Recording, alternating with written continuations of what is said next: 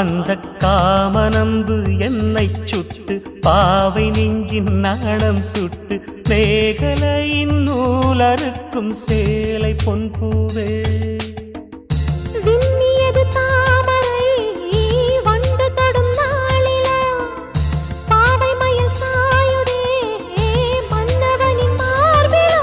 முத்தத்தாலே பெண்ணே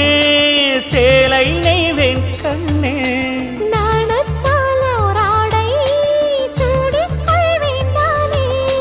பாயாகும் அடி சொல்லாதே பஞ்சண புதையல் ரகசியமே சாய்ந்தாடும் சங்கில் துளி பட்டாலும் முத்தாகிடும் முத்துண்டே செம்பூவே பூவே